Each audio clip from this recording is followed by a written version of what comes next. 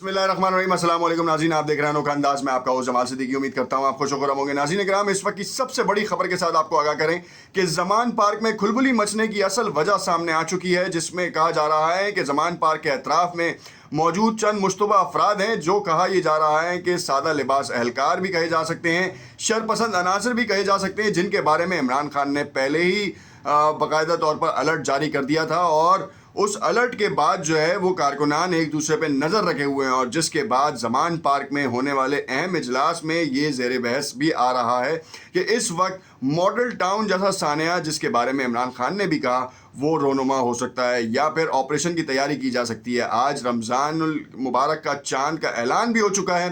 पहला रोज़ा रखने में अब से कुछ देर बाद ये पूरा क्राइटेरिया फिक्स हो जाएगा, और उसके बाद शायद ऑपरेशन की तैयारी की जा सकती है। कल पूरे मुल्क में आम तातील है 23 मार्च की, और उसी दिन शायद कोई कारनामा किया जा सके। 48 घंटे बड़े अहम करार दिए गए हैं। मामला क्या है, क्योंकि पंजाब के इलेक्शंस भी मुलतवी कर दिए गए हैं। पंजाब के इलेक्शंस मुलतवी करने के बाद की जो कॉन्स्पायरेसी है वो सामने आ चुकी है। एक तरफ ब्रिगेडियर ISI के वो शहीद कर दिए गए अंगूर अड्डा के मुकाम के ऊपर, और उनकी जो शहादत है वो लर्जा खेज़ है और सवालिया निशान है उन लोगों के ऊपर जो दहशतगर्दों को पनाह देते हैं या उनको सपोर्ट कर रहे हैं, कि आखिरकार एक ब्रिगेडियर लेवल का जो जवान है उसने कौम की खातिर जो है शहादत नोश फरमाई है, और उसकी नमाज जनाजा और उनकी सुपर्द-ए-खाक की तकरीब, मतलब जो पूरा एक क्राइटेरिया होता है वो पूरा हुआ है, और उसमें जो है आला शख्सियात ने शमूलियत इख्तियार की है, क्योंकि करनी भी चाहिए। ISI के बहुत नामवर शख्स थे और जिन्होंने पाकिस्तान के लिए बड़ी सर्विंग्स की हैं, और गैर मुतनाज़ा शख्स थे। मुतनाज़ा शख्सियात का तो आपके सामने ही है, क्या कहें उनके बारे में। मगर इस वक्त जो बात हो रही है कौम के फर्जंद की शहादत के ऊपर, और हम सब का फ़ख्र भी बने हैं वो, और दहशत गर्दों के लिए अब नए अज़ाइम लेकर जो है वो फ़ौज मैदान में आ रही है। 7 जवान ज़ख्मी भी हुए हैं। उन जवानों की जो है वो लिए भी जो है वो हमारी दुआएं हैं कि वो जल्द सेहतयाब हों और दुश्मनों से निबर्द आज़मा हों। मगर यहाँ पर आपको एक और बड़ी ख़बर से आपको आगाह करें कि आज सिद्दीक जान की गिरफ़्तारी का जो भांडा था वो फूट चुका है। भांडे के बाद जो है वो रिहाई भी हो चुकी है, और केस को खारिज कर दिया गया है। सिद्दीक जान जैसा शख्स जो कि सबके सामने है, ग्रास रूट लेवल का उठा हुआ वो शख्स है, अपनी ज़्यादातर कमाई जो है उसकी यूट्यूब और फेसबुक से और तमाम फैक्ट्स एंड फिगर्स के साथ बात करता है। उसकी ज़बान के ऊपर ताले लगाने या फिर उसको पकड़ने के बाद दूसरे यूट्यूबर्स और फेसबुक के वीलॉगर्स को ये शायद पैगाम देने की कोशिश की गई है कि अगर आपने अपनी ज़बानें खोली तो आपके साथ भी यही हाल किया जाएगा।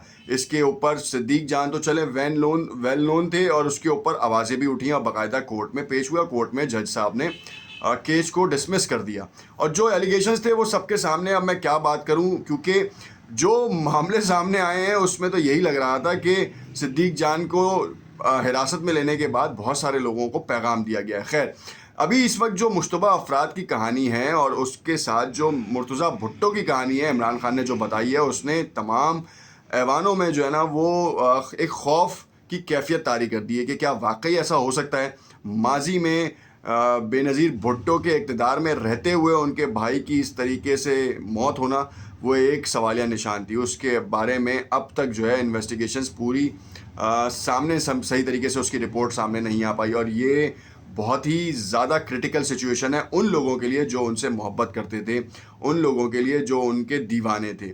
अब सिनेरियो ये है कि वक्त की वज़ीर आज़म के भाई के साथ जब ये हो गया और उसका इंसाफ आज तक नहीं हुआ, और फिर हमने देखा कि अब से तकरीबन 15 साल कबल उन्हीं वज़ीर आज़म साबिक़ा वज़ीर आज़म को कत्ल कर दिया गया, शहीद कर दिया गया। सियासी शहीद हैं वो, और मुल्क का एक बड़ा फ़ख्र थी बेनज़ीर भुट्टो साहिबा, और जिनके ऊपर जो है वो तमाम लोग जो हैं वो उनको बड़ा एक एहतराम और इज़्ज़त की निगाह से देखते थे। व्हाट्सोएवर के वो पार्टी के कुछ अरकान थे जिनकी वजह से बड़े मामला ख़राब भी थे। खैर, मामला कुछ इस तरीके से है कि इस वक्त इमरान खान को मॉडल टाउन की तरह साने के तौर पे उनका पूरा काम किया जा सकता है, या फिर उनके कारकुनान को इस बार बख्शिश नहीं मिलेगी। इस बार बहुत बड़ा कारनामा या चैप्टर जो है वो पूरा पढ़ा जाएगा, और इसकी इतलात किसी और ने नहीं दी। یہ اس کی اطلاعات ان متعلقہ اشخاص کی طرف سے آئی ہیں جو ان جگہوں پہ موجود ہیں جہاں پر یہ پلان مرتب ہو رہا ہے. اور یہ پلان جب مرتب ہو رہا ہوتا ہے تو کچھ اسپائی نیٹ ورکس کام کرتے ہیں اور وہ سامنے سب چیزیں لے آتے ہیں. ان کے نام صیغہ راست میں رکھے جاتے ہیں. اسی وجہ سے عمران خان نے بھی جو ہے وہ آپ کو نام ریویل نہیں کیے مگر انہوں نے پلان کا ہنٹ دے دیا. کیونکہ اس وقت جتنی بڑی تعداد میں ریلی میں عمران خان نکلتے ہیں وہ سب کے لیے جو ہے وہ اچنبھے کی بات ہے. کیوں؟ کیونکہ ماضی کے 30 سال سے سیاست بلکہ اقتدار میں رہنے والے اشخاص کو جو ہے وہ پاپولیرٹی نہیں مل پائی کہ جس طرح سے پاپولیرٹی 3 سال اقتدار میں رہنے کے بعد ملی. اور شاید 3 سال کے اقتدار میں اتنی پاپولیرٹی نہیں ملتی مگر جس طریقے سے رجیم چینج کیا گیا اور جو لوگ شامل تھے ان کے لیے تو بے عزتی کا مقام تھا, بے عزتی کا باعث بنے. اور اس کے بعد جو ملک کا حال ہوا ہے اس نے تو پوری عوام, جو رہی صحیح عوام بھی تھی جو نہیں بھی تھی, وہ عمران خان کے پاٹ میں آ گئی. اور یہی وہ وجہ ہے کہ جس نے انتخابات کو ڈیلے کرنے میں اہم کردار ادا کیا.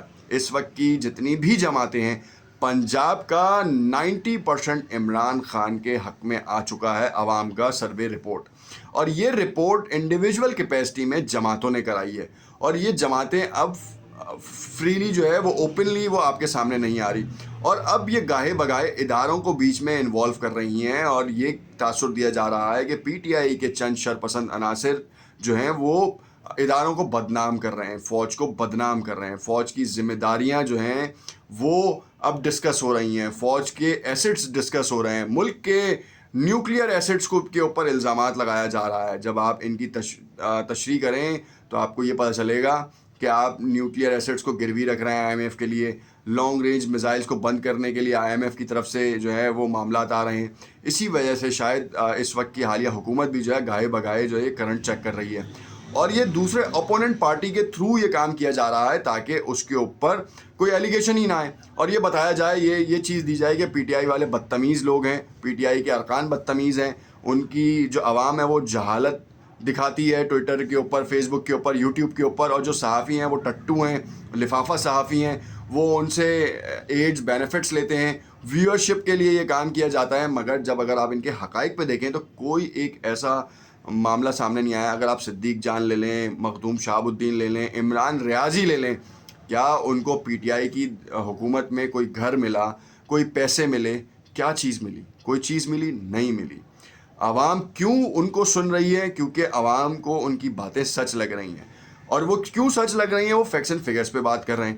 اب معاملہ یہ ہے کہ کسی بھی پارٹی کا جو ہے وہ سوشل میڈیا سیل اتنا ایکٹیو نہیں ہے. آپ سرکاری مشینری بھی استعمال کر رہے ہیں مگر اس کے بعد بھی آپ وہ کام نہیں کر پا رہے جو آپ کو کرنا چاہیے, یا آپ وہ مقبولیت حاصل نہیں کر پا رہے جو آپ کا موروثی حق ہے. کیونکہ سیاست میں موروثیت تو اتنی چلی ہے کہ آپ کے سامنے کہ کسی پارٹی میں ایسا آپ کو دکھا کہ نیچے گراس روٹ لیول کا بندہ جو ہے وہ اوپر آ کے بیٹھے؟ نہیں, ایسا بالکل بھی نہیں دکھا.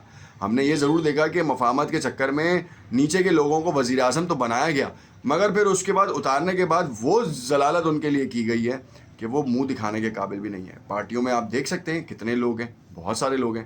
نیکسٹ ویڈیو میں آپ کو میں بتاؤں گا کہ اس وقت جو سب سے بڑی کانسپائریسی تھی کہ زمان پارک کے باہر جو مشتبہ افراد تھی ان کے بارے میں اپڈیٹ دوں گا جو کہ بہت ہی زیادہ امپورٹنٹ ہوگی. دیکھتے رہیے گا انوکھا انداز. کمنٹ میں اپنی رائے سے ضرور آگاہ کیجیے گا. شکریہ.